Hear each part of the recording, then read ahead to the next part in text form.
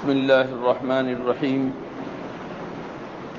حضور اکرم صلی اللہ علیہ وسلم نے دنیا کی حقیقت کس طرح سمجھانے کی کوشش کی، اس کی ایک مثال سمجھیے۔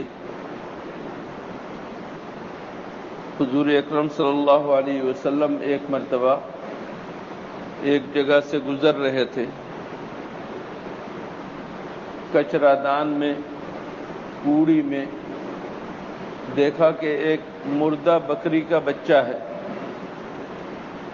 اور بچہ بھی ایسا جس کے کان نہیں ہیں، یا کان ہیں چھوٹے ہیں، یا کان ہیں لیکن کٹے ہوئے ہیں، یعنی عیبدار بکری کا بچہ ہے اور مردہ ہے۔ صحابہ کرام کے ساتھ جاتے جاتے آپ کی جب نظر پڑی تو رک گئے آپ، اور فرمایا تم میں سے کوئی ہے جو اس مردہ بکری کے بچے کو 1 درہم میں خرید لے؟ صحابہ کرام نے عرض کیا یا رسول اللہ، اگر یہ بچہ زندہ ہوتا تب بھی عیبدار ہونے کی وجہ سے ہم اسے قبول نہ کرتے، اور اس کو کچھ دے کر خریدنا تو بہت دور کی بات ہے۔ یعنی گویا اس کی ہمارے نزدیک کوئی قیمت نہیں، کوئی قدر نہیں۔ حضور اکرم صلی اللہ علیہ وسلم نے فرمایا فواللہ للدنیا اہون علی اللہ من ھذا علیکم، خدا کی قسم، اللہ کی قسم، یہ دنیا اللہ کے نزدیک اس سے بھی زیادہ بدتر ہے جو تمہارے نزدیک یہ ہے۔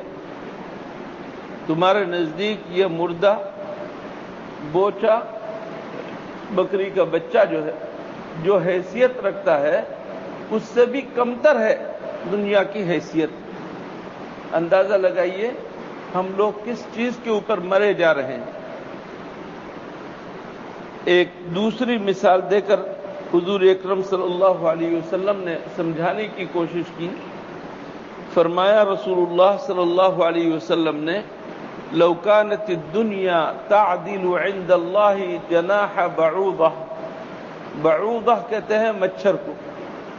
مچھر کس قدر حقیر کیڑا ہے سب کو معلوم ہے، اور اس کا پر کس قدر کمزور اور کس قدر معمولی چیز ہے۔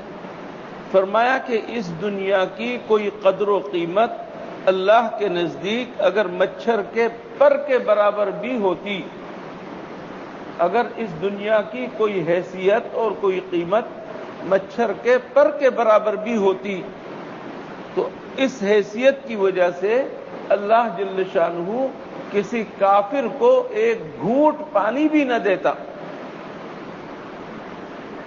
1 گھونٹ اس دنیا میں اللہ پانی بھی نہ دیتا کسی کافر کو، لیکن چونکہ اللہ کے نزدیک اس دنیا کی کوئی حیثیت نہیں، اس وجہ سے اللہ تعالیٰ کافروں کو، فاسقوں کو، فاجروں کو، ظالموں کو خوب دے رہا ہے۔ کوئی یہ نہ کہے کہ ہم بڑے مقبول ہیں، کوئی بڑا کافر کہے کہ ہم تو مقبولیت میں آگے ہیں، کوئی فاسق فاجر آدمی کہے کہ ہم تو مقبولیت میں آگے ہیں، ہمارے پاس یہ دولت ہے، یہ دولت ہے، یہ دولت ہے، ہمارے پاس مال و دولت بھی ہے، ہمارے پاس ٹیکنالوجی بھی ہے، اور تم نامقبول ہو اس وجہ سے کہ تم پھٹیچر ہو، کچھ بھی نہیں ہے تمہارے پاس۔ یہ نہیں سوچنا چاہیے۔